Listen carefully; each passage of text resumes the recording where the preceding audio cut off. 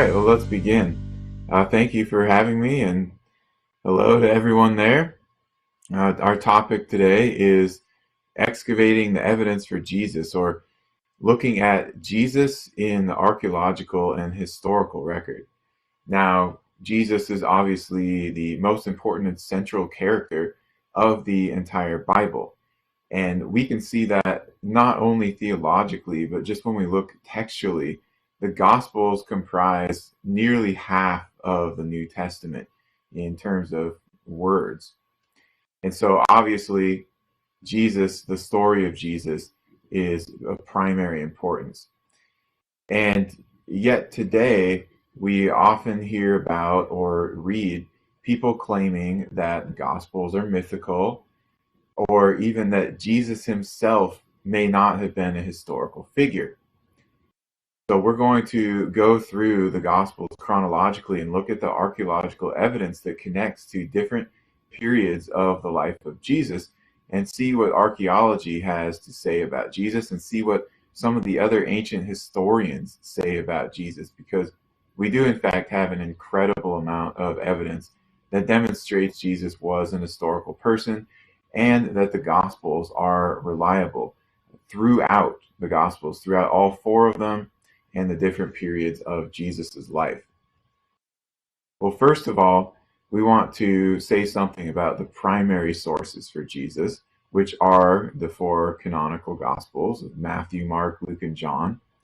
And thanks to the preservation of manuscripts in many monasteries and ancient libraries, and some excavations, also, we have these very, very ancient manuscripts now, things that we didn't know about 2 centuries ago.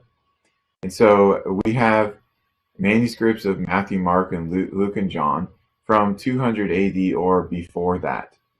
And we can see that the copying tradition was excellent for the Bible and the New Testament, and the Gospels in particular here. And when we then encounter arguments such as, maybe Jesus existed, but we can't really trust what's written in the Bible today because it was changed, modified over time, we can now demonstrate through these ancient texts and through looking over the centuries of transmission of the text that the copying tradition was amazing. It was so precise. And we're able to identify where the textual variants are and figure out what the original was. So we do have very good manuscripts. We can trust the gospel manuscripts that we have today in our translation also. And then because of that, we can evaluate the historical claims within those gospel texts. Now, 2 passages from the Gospels are so very important in our discussion today. One comes from Luke at the beginning of his gospel, and he frames his methodology as a historian. So it's very important for us to understand his approach. And he says, since many have undertaken to compile an account concerning the events that have been fulfilled among us, just as those who were eyewitnesses and servants of the word from the beginning passed on to us, it seemed fitting to me also, having investigated everything carefully from the beginning, to write down an orderly sequence for you, most excellent Theophilus, so that you may know the exact truth. So Luke tells us that he has compiled this account. He used eyewitness testimony, people who were actually there and saw the things, and multiple witnesses. And he says he investigated carefully from the beginning. So he didn't just take one person's word for it or one source and not think about it at all. He investigated it, multiple sources, and then he says he wanted to write down an orderly sequence for you. So it's in chronological order, it's not a mess, it's not all over the place. And he says the objective is so that you may know the exact truth. So these are the claims of Luke. His methods as a historian are very good, and he is giving us a window into how he went about approaching writing the Gospels. And then we can evaluate, is this what he did? You know, where we can test a historical event, a chronological event. Is this correct? Are his claims correct? We'll see that they are, yes, and that gives us support in being able to say the places where we don't have evidence yet, they should be true based on everything else we've seen. Now, John also has a statement near the end of his gospel, 21:24. He says, "This is the disciple who is testifying to these things and wrote these things, and we know that his testimony is true." So John is basically signing this statement that says, I was there, I wrote this down, it's true. All right, so he's got a different method than Luke, but it's similar. He was an eyewitness testifying to it. Luke's saying he investigated everything.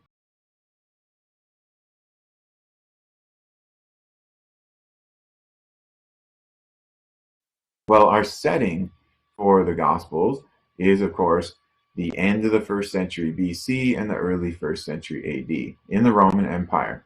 So on this map, you can see the extent of the Roman Empire at the time of Augustus, who was emperor at the beginning of Jesus's earthly life. And you can also see Judea way over in the far east. So Judea was a client kingdom at the time of the birth of Jesus. What this means is that they had a local ruler, and we know that that was Herod the Great, whereas the Roman provinces were either administered by the Senate or by the emperor. So Judea, in terms of importance in the Roman Empire, was very, very low at this time. And that's something I find fascinating about the whole story of Jesus and Christianity, is that in a general historical context, Jesus was totally unimportant. He was a common laborer in the far east of the empire, in a province that was not known for anything other than causing trouble and having strange ideas. And yet his story and his followers spread so rapidly throughout the entire Roman Empire and ended up changing the world.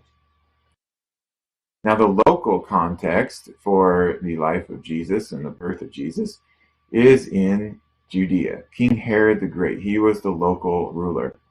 And we know that he had a reign of about 37 years, beginning when the Senate actually recognized him as king of Judea. But then he had to actually go back and take over Jerusalem. So that starts in 37, the takeover of Jerusalem. And then he died in 4 BC. So he's mentioned in Matthew, whereas Luke mentions Augustus. So they're writing to different audiences. Luke is writing to, we might call it an educated Roman or Hellenistic audience. Matthew is writing to a Hebrew audience, so he emphasizes this Judean leader. We know a great deal about Herod the Great. Josephus wrote essentially a biography on his life that he adapted from another scholar whose work is mostly lost. And we have coins, we have buildings, so a great deal is known about Herod the Great. This map shows you his kingdom at the time of Jesus, and then the different color codings there, you can see what happened after Herod's death. It was split into this 4-part kingdom, essentially, between 3 of his sons and his sister, but mainly 3 of his sons. They got the bulk of it. So you can see up there in Galilee, where Jesus spent most of his life, was administered by Herod Antipas, whereas Judea was originally administered by Herod Archelaus.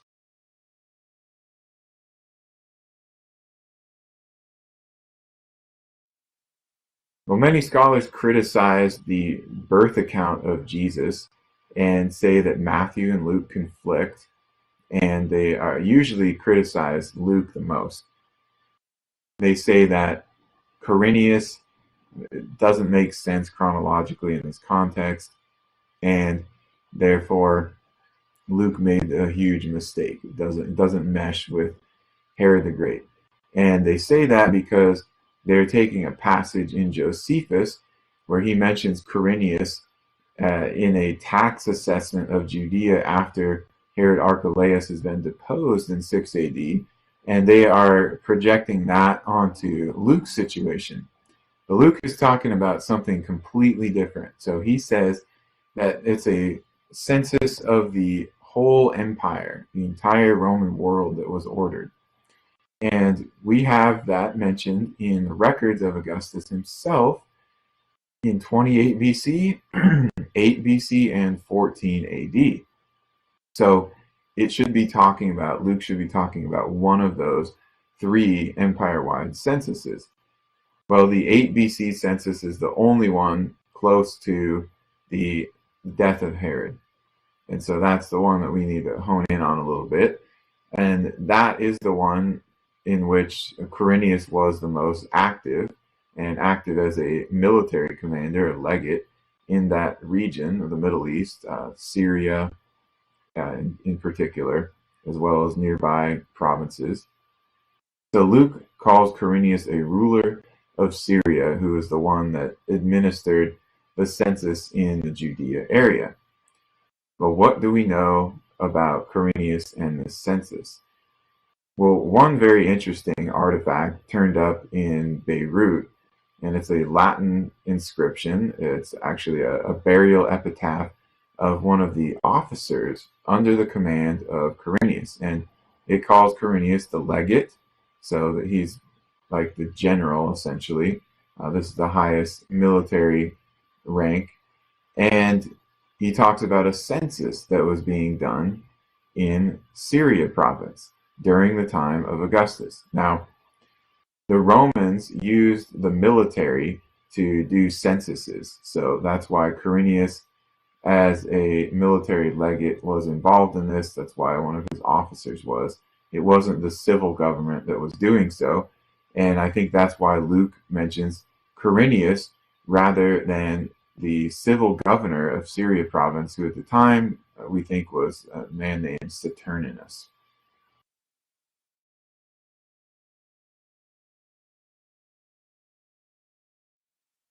We could go into some other details about that, but essentially Luke is getting it right that the military administers it. He's getting it right that Syria province would have been the one connected to that. That was essentially the Roman base of operations for Judea as a client kingdom, and that Quirinius was in the area during that time. Now, to the birth of Jesus in other sources, we had mentioned earlier that some people claim there's no historical evidence for Jesus. Jesus wasn't a historical character. And they often claim that there's no writing outside of the New Testament from ancient times that mentions Jesus. But this is completely false. We'll go through a few different texts, but here's one that talks about the birth of Jesus. And this comes from a skeptic named Celsus in the 2nd century AD. So he was a Roman who was very opposed to Christianity. He was a polytheist. And Origen thankfully preserved some writings of Celsus for us. And he talks about Jesus, and Celsus claims that Jesus invented his birth from a virgin. He says he was born in a certain Judean village of a poor woman of the country who gained her subsistence by spinning and who was turned out of doors by her husband, a carpenter by trade, because she was convicted of adultery. And that after being driven away by her husband and wandering about for a time, she disgracefully gave birth to Jesus. So what does Celsus know about Jesus? He knows that Jesus's father, Joseph, was a carpenter.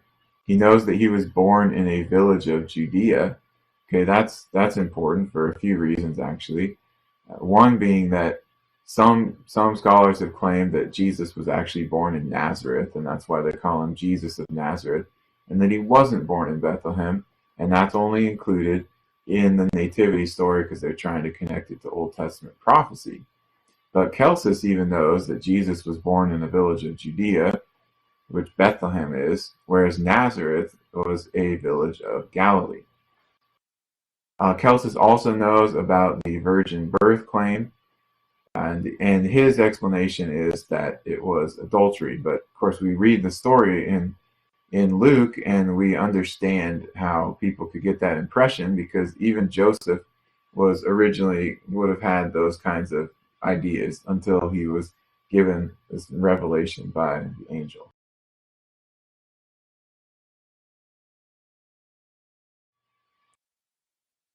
Well, Jesus grows up in Nazareth, and we do, in fact, have a lot of archaeological evidence now of Nazareth being occupied by Mosaic law observant Jews in the first century.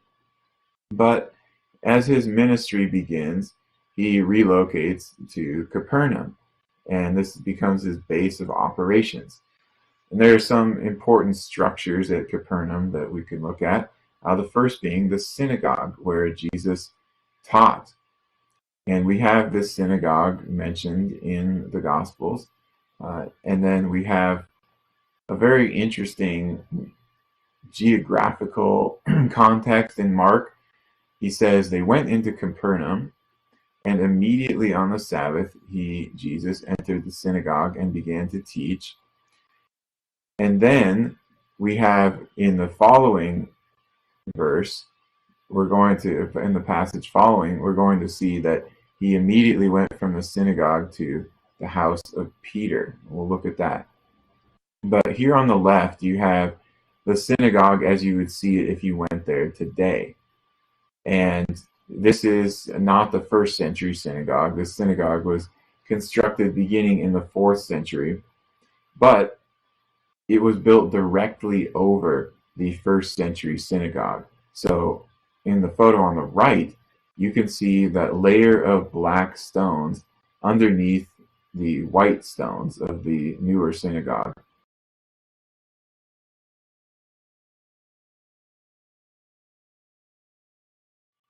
And this was the older synagogue from the 1st century, made out of local black basalt. And because of pottery fragments and coins that were discovered in the excavation, we know that that was constructed in the early 1st century AD. So it was there when Jesus went to Capernaum and began his ministry, but it also was a fairly new synagogue itself.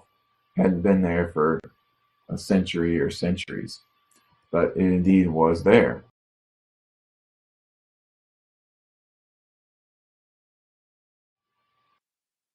Then we have the next building in Capernaum of importance, and that's Mark 1:29. So just down that passage a few verses, it says, immediately after they came out of the synagogue, they came into the house of Simon and Andrew. Now, Simon and Andrew had originally been from the town of Bethsaida, which was on the other side of the lake, but they had moved. Apparently, Peter married someone in Capernaum, and he lived with his in-laws. We see Peter's mother-in-law mentioned in her house. Well, if you walk from the synagogue to this house of Peter, you understand why Mark is saying immediately after, because it will only take you about 10 seconds to walk from the synagogue to the house of Peter, and it's right along the main road there, the ancient main road. Well, this house is very interesting, and some may ask us, well, how can we think this is actually the house of Peter? Is this just maybe some later tradition? We can say a few things about this house that make a strong case for it actually being the house of Peter. So first of all, it was constructed about the 1st century BC, and you can see in the map on the right, this is an overhead archaeological drawing. The red walls, those are the 1st century BC, 1st century AD walls. So there was originally this house that was built in a square and rectangular shape, like all the buildings were at that time. But then something changes. So in the second half of the 1st century, this building gets modified, and it's not used as a house anymore. So the pottery starts to change, basically just oil lamps rather than cooking pots and other household wares. And then in the 2nd century AD, the walls have been plastered, and people have started to write graffiti on them, and there's all sorts of graffiti that was discovered there when it was excavated, and most of them are talking about Jesus, so Lord Jesus Christ, and praising him and things like that. But there are a couple of inscriptions that mention Peter on there too. So here we already have that association with Peter and Peter's house in the 2nd century in inscriptions found there. We have very early traditions. For example, Agaria, when she went to the Holy Land on a pilgrimage, she was told by the local Christians, that this was also the house of Peter, and they had actually turned it into a church. So it seems to have been turned into a house church in the second half of the 1st century, and then they expanded it over time. So what you see today with this octagonal structure, that was actually constructed in the 5th century as a Byzantine official church, after it had been functioning as a church for centuries.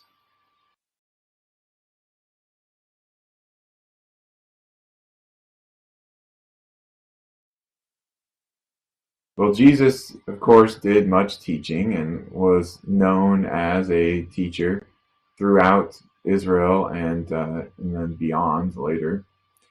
Also as a wise man, though. And now we again come back to the idea of, what do other ancient sources say about Jesus from the 1st century and the 2nd century? Is there anything about him? And yes, so first we saw talking about the birth and the virgin birth, and his father was a carpenter idea, born in a village of Judea. Now we see a couple of other sources that talk about Jesus as a teacher, and people who had disciples and people who continued to follow his teaching after his crucifixion. So Josephus says at this time there was a wise man called Jesus. So he calls him wise. His conduct was good. He was known to be virtuous, right? All that is consistent, of course, with the Gospels. Many people among the Jews and the other nations became his disciples. So there we have some corroboration of what we read in the Gospels.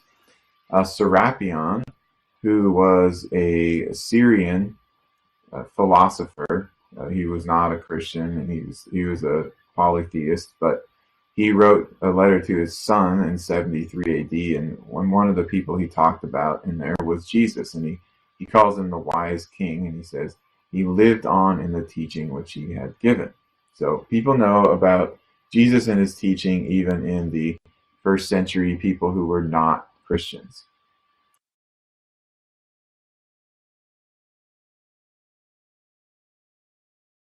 The other major aspect of Jesus' ministry was his miracles.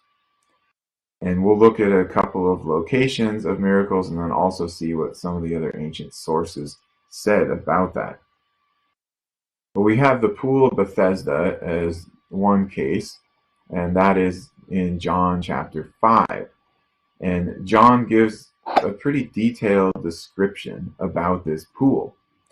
He says it's in Jerusalem. He says that it's associated with sheep. A lot of translations say it's near the sheep gate, but it doesn't actually say gate. So there was a sheep pool there.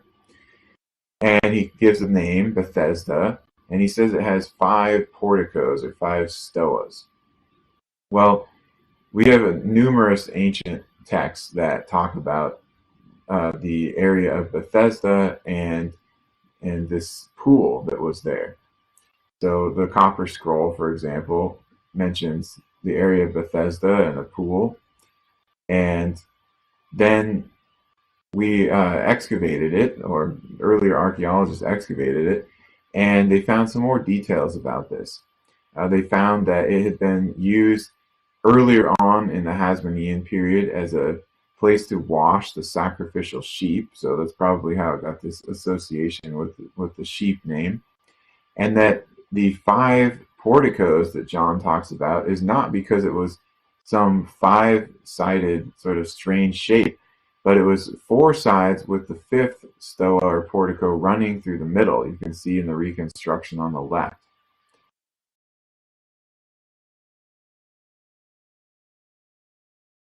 The stairs have been discovered, so on the right you can actually see the steps leading down into the pool that are talked about in that narrative. And then this was covered over. It was part of the destruction of Jerusalem, and so it was lost for over 1,000 years. No one knew exactly where it was or what it looked like, and so that's something that tells us John was actually there and he saw this place. Now, as to the event, there's a very interesting thing that happens after the time of Jesus. When Hadrian goes to Jerusalem and he starts building various things over the sites associated with Jesus, one of the places he does this is at the pool of Bethesda.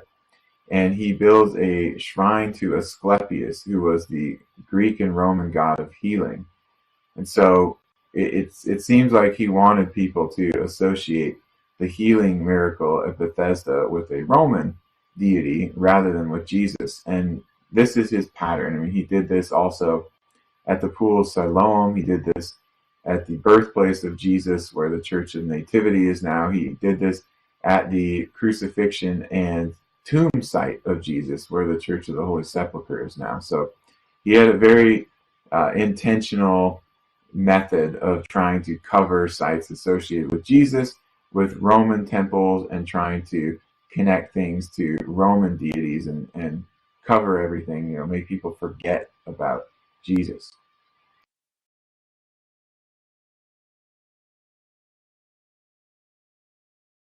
The Pool of Siloam is the second miracle site that we'll look at, and this is a very similar structure to the Pool of Bethesda, just has a different level of preservation. This was discovered very recently, 2004, by accident actually, but you can see the steps going in there, just like described in John. It was a ritual purification pool. This one, of course, is the one that was associated with the healing of the blind man. And again, it was covered over in 70 AD at the destruction of Jerusalem. We know this one was used in the 1st century because of the coins involved. So this is the pool of Siloam of Jesus, so to speak. But no one knew exactly where it was or exactly what it looked like until just recent years.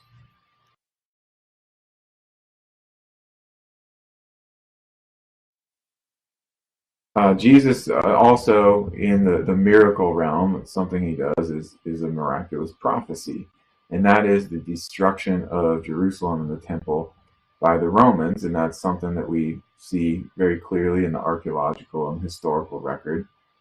Well, on the left there, you see the Romans commemorating the destruction of Jerusalem, and they're carrying off the menorah from the temple that's been destroyed.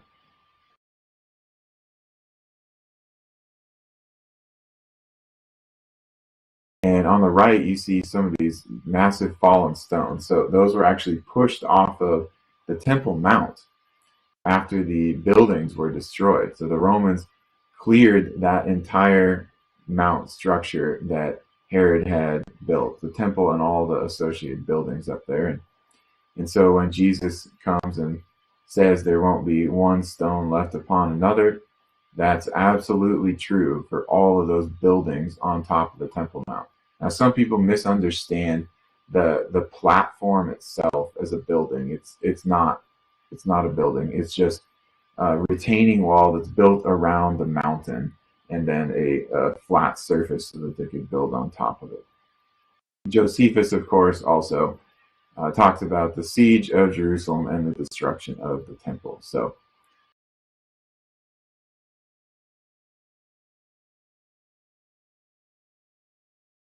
that, of course, would be something miraculous, as well as raising Lazarus. Now, we can't prove something like that archaeologically, but we can at least show where the tomb of Lazarus probably was located. So this is a 1st century tomb that is of the type that Lazarus was buried in. It's located in Bethany, has a very ancient tradition associated with it. So it's a plausible location, at least, and gives you an idea of what some of these tombs looked like during that period.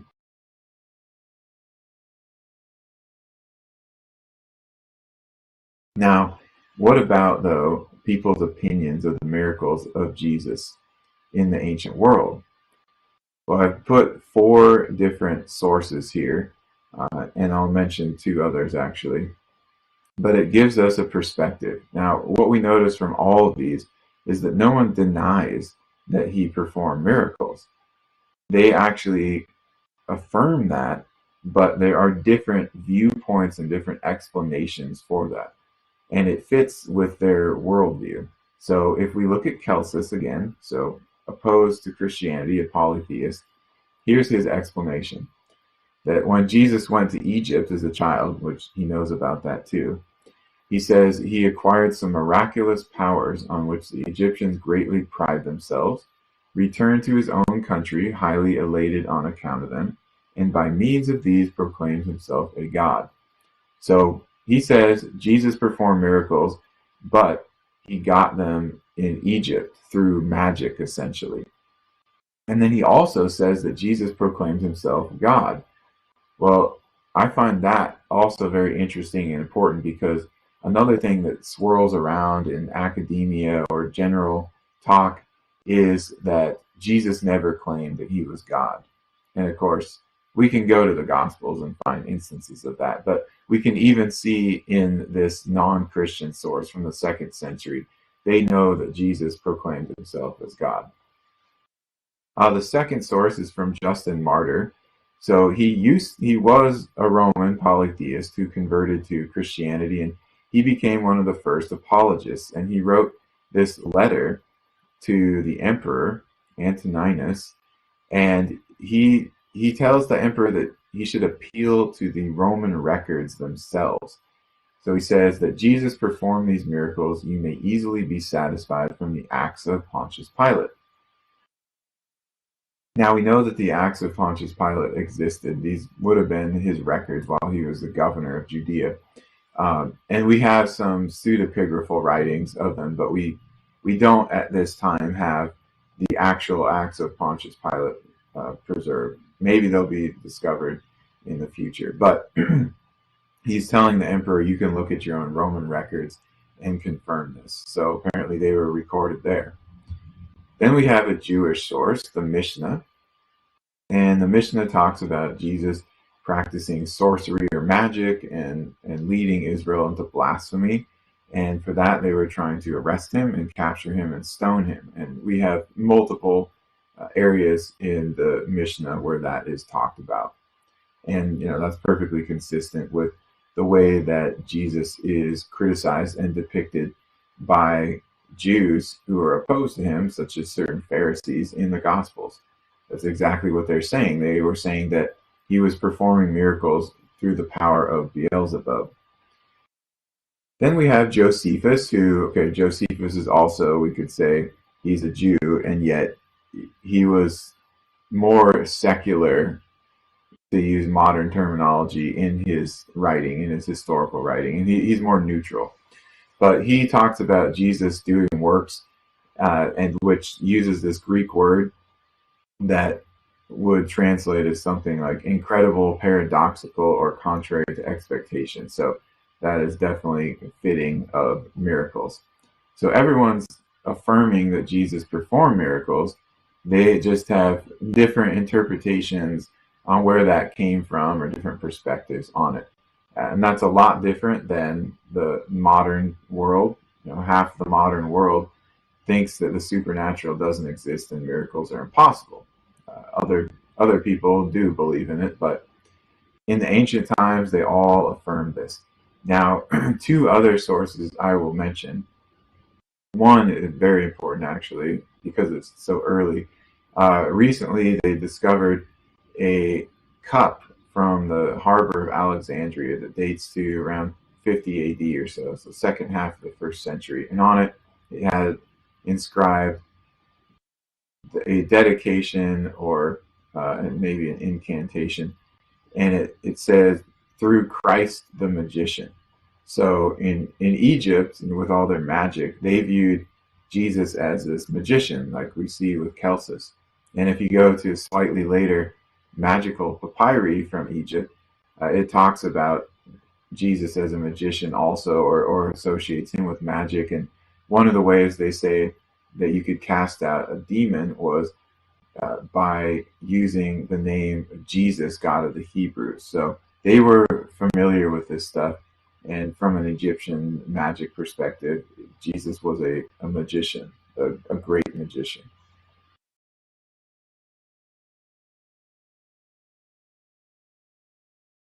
But they definitely affirmed his miracles and casting out of demons. Well, because of all this teaching and claiming to be God and performing miracles, the leaders of Judaism, Pharisees and Sadducees, wanted to get rid of Jesus, execute him.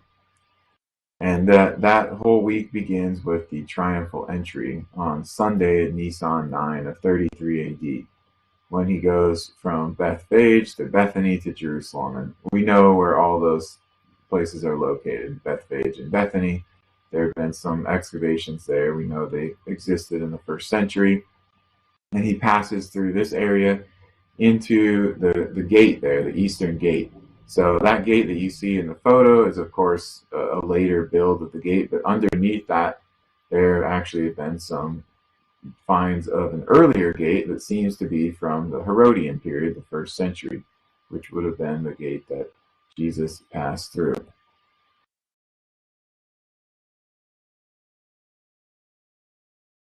The Last Supper occurs later in that week. You can go visit a traditional site of the Last Supper there on the left, which probably is in the right location, but it's not the same building. There have been excavations underneath there that have found first century architectural remains. We know from a variety of ancient sources too that there was this Church of the Apostles on Mount Zion that was then constructed there later. So there's a very early tradition that this was the upper room where the church originally met in Jerusalem.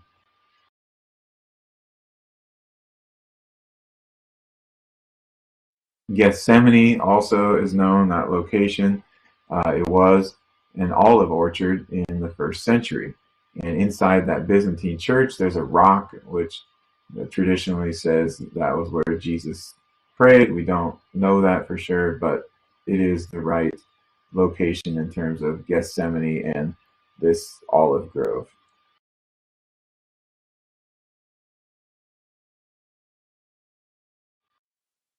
Well, Jesus is then arrested, and we have the trial of Jesus.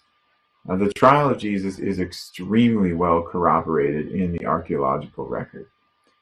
We have these characters: Annas, Caiaphas, Pilate, Herod Antipas, and Jesus. We might even also put Peter in there, who are all attested in ancient inscriptions and archaeological structures and artifacts.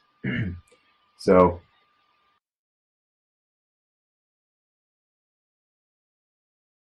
we can begin with Annas. Annas is mentioned in the writings of Josephus as a high priest. He was not the acting high priest at the time, but he still retained the title. And on the right there is what's believed to be the tomb of Annas. It doesn't have, we haven't found the name Annas in there, but it is in the exact location where Josephus places the tomb of Annas, and it's the most elaborate tomb of that period that's been discovered in Jerusalem. So it's very fitting for that. We don't know exactly which house Jesus went to appear before Annas, but there are currently 3 good candidates. This one, I think, is probably the best because we know it was actually a high priestly house in the first century. You can see the elaborate mosaic floors. You can see those stone ritual washing pots. But this house yielded an inscription mentioning the Cathros family, who was a high priestly family later on in the first century. So perhaps they used the same mansion for the high priest, kind of like presidential mansions, mansions for prime ministers and so forth. But anyhow, it at least gives us a good idea of what that looked like. Caiaphas was the acting high priest, and he is mentioned by Josephus. In fact, we know his name was Joseph, son of Caiaphas, because of Josephus. But his ossuary was actually discovered in the 1990s, just outside of Jerusalem, or ancient Jerusalem.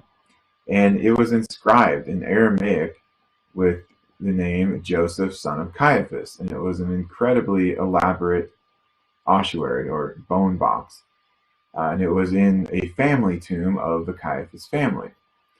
Also, they found bones of a 60-something-year-old man in there. So it's almost surely was the burial box of Caiaphas. And more recently, another Caiaphas family ossuary was discovered that gives us a little bit more information. It was of his granddaughter, and it tells us that Caiaphas was a priest of Maaziah, so that was a family line from Beit Imri. So really helps to confirm and give us some more information about that. On the left there, these pillars you see, that's basically all that's left of where the Sanhedrin met at the time of the trial of Jesus. These column capitals, they were put back up in place. They found them scattered all over and ruined, but they're trying to give people an idea of some of the ancient structures.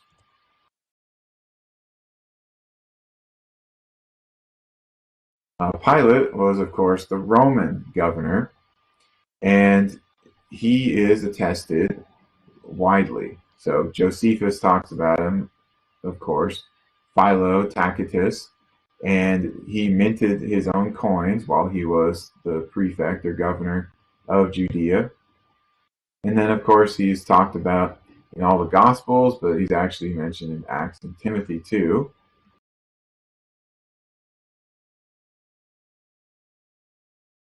But we have two other artifacts that attest to Pilate. These inscriptions. So the first was discovered in 1961 in the theater of Caesarea. That was the Roman capital of the province. And it was some kind of dedication to Emperor Tiberius. And it names Pontius Pilate, prefect of Judea. So it gives us his name, it gives us his title. But then, very recently, this ring was discovered. It was actually excavated in the 1950s, but no one cleaned it and looked at it until recently. But this is a bronze ring, and it has this Greek inscription with the name Pilato on it. So that's the version of Pilate's name that we see in the Greek New Testament. This was found at Herodium, south of Jerusalem, and it was probably used by someone in Pilate's administration, not by Pilate himself, but again, does attest to Pilate there as an official in Judea. So Pilate's very strongly corroborated. Herod Antipas comes in briefly in the trial narrative. He was the ruler of Galilee, the tetrarch. He issued coins with his title and name, Herod Tetrarch. Did a lot of building. This is the theater at Tiberias, which was the new capital that he built in Galilee. He's talked about in Josephus, and he is also mentioned, referred to in Philo, although he doesn't give us his name.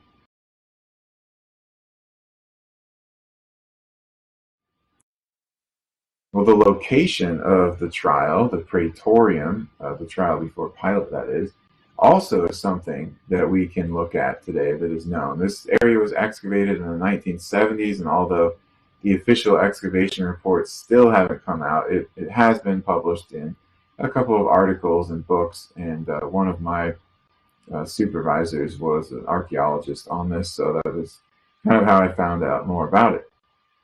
But the praetorium was the governor's mansion. This is located in the former palace of Herod the Great, which we're told by Josephus and Philo was then used by the Romans for the praetorium.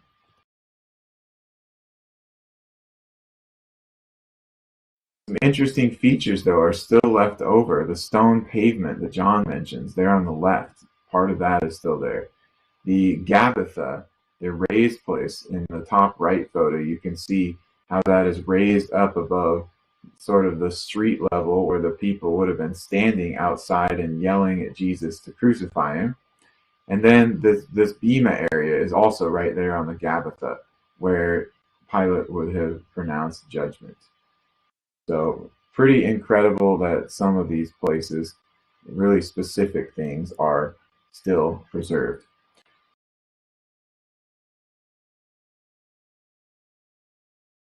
And then finally we get to Jesus himself. How is he attested? Well, I would say the number one thing we have archaeologically right now is the James ossuary. Of course, this was very controversial for a while, and it was an antiquities trial, but after 10 years of it, there was no evidence that it was a forgery. In fact, many scholars scrutinizing it came to the conclusion that it was indeed authentic. And it has this inscription that says, James, son of Joseph, brother of Jesus. Now, the only relationship of names like that we know of from first century Jerusalem is Jesus Christ and James, who became leader of the Jerusalem church, who is talked about in Josephus also. And there is a statistical study done that estimated, based on Jerusalem's population and the percentage of male names at the time, that there would be less than 2 people to identify this with. So it's a very high probability, just based on those things, that it's talking about Jesus. But something that even adds more to that is that this brother of Jesus part is tacked on. And in all the ossuary inscriptions that have ever been discovered, there's only one other one that mentions the name of the brother. And it doesn't mention the father, it doesn't mention the place of origin or the profession. Here, it's an extra. And that tells us this brother must be really important. There's a reason, there's a big reason why they are adding this onto the inscription. And I think that would be because it's talking about Jesus Christ. And so that would be a first century inscription attesting to Jesus. And we have that the cup I mentioned that mentions Christ, the magician, from Egypt too, that's recent, that goes along with this, but this one is even more powerful.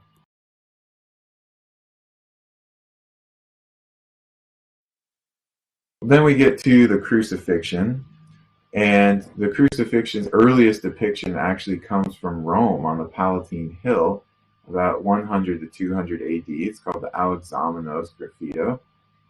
Here's a drawing of it and the original, so you can see Romans were actually mocking Jesus in the crucifixion and Christianity, so they gave him a donkey head.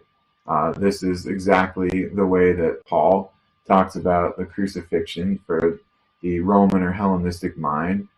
It was ridiculous to them because they couldn't imagine a God being crucified, which was a type of punishment reserved for the worst non-citizen criminals.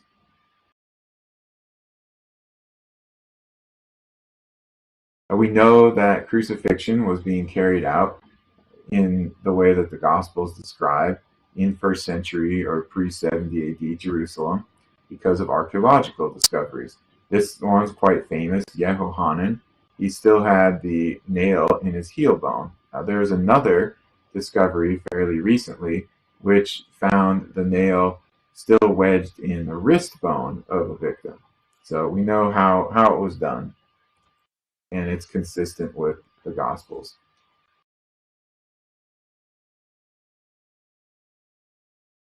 The crucifixion is talked about by Tacitus, Serapion, the execution of Jesus, and by Lucian. So again, here's more of these first and second century sources talking about Jesus and events of his life.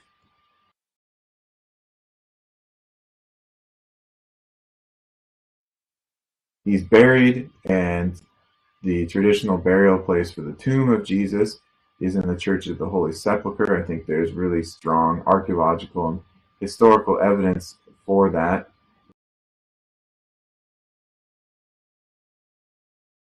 We won't go through that in detail, but I do want to show you what it looked like. So on the top, you can see the same type of tomb that Jesus would have been buried in. This is the only first century tomb in the Jerusalem area that's the same type of Jesus that's still preserved today. So you see the rolling stone there and how it's cut into the rock. Then on the bottom, this is actually the burial bench of Jesus in the tomb. Now, that's not the original, that's covered. But when National Geographic did some reconditioning of the tomb, they removed all that, and for the first time in centuries, they could actually see the original limestone burial bench that had been carved out of the rock inside the tomb.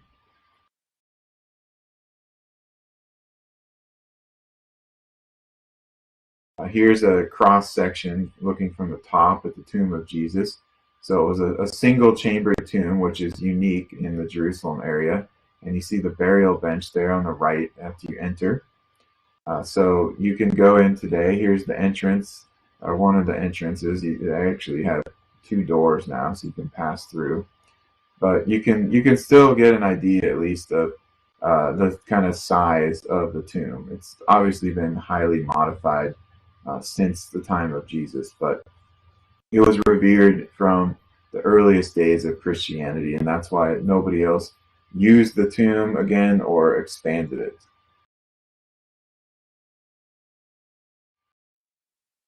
And then we get to the empty tomb and the resurrection. And in my opinion, the Nazareth inscription is one of the most important archaeological artifacts connected to the resurrection, because this appears to be the Roman reaction to the resurrection.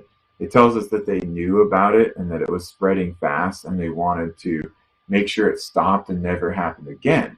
And so they pronounced this new penalty, death, for anyone who, it says, has moved with wicked intent those who have been buried to other places. All right, so they took a body with an intent, something the Romans call wicked, but it also talks about a specific type of tomb. It talks about sepulchre sealing stones. So it's the same type of tomb that Jesus was buried in, and this is not the Roman type of tomb, but this does fit Judean tombs at that time. And it turned up in Nazareth too, which is quite curious. So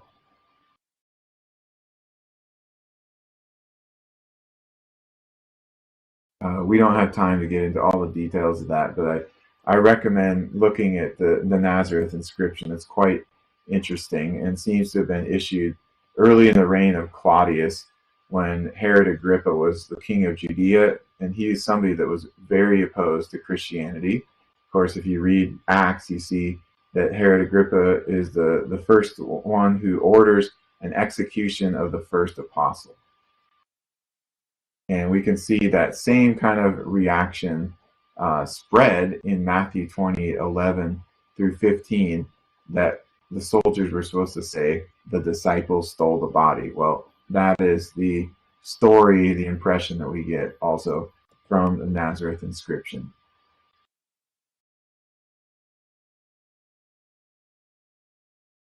And then finally, we see that there are also even second century, first century sources outside of the New Testament that talk about or refer to the resurrection of Jesus. The very famous one comes from Josephus' Antiquities. This is from the 10th century Arabic version, which is a little bit different from the version that most scholars say has some Christian modifications. And in this one, Josephus simply says, they reported that he had appeared to them 3 days after his crucifixion and that he was alive. Accordingly, he was perhaps the Messiah. So he takes a neutral tone here, and he just says, they reported this. He doesn't say if he believes it or not, but he's aware of it. Then Tacitus, slightly later than this, he talks about the pernicious superstition, or the mischievous superstition of the resurrection, and how this belief in Christ had spread all over the Roman Empire.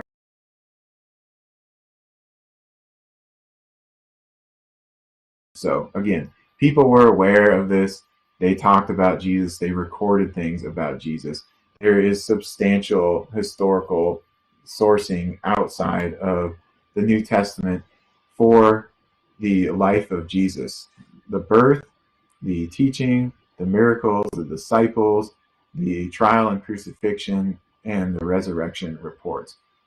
And archaeologically, we can identify almost every place in the Gospels. So many characters that are mentioned there, big, important political characters, but even very small people like Simon of Cyrene seems to be attested by an inscription. So the archaeological evidence is vast. It shows that Jesus' life and the gospel stories are not mythical, but actually excellent historical sources, which have been corroborated through archaeological and historical sources. So I hope that was helpful and informative for you, and I think we are doing a Q&A about this. So I look forward to your questions.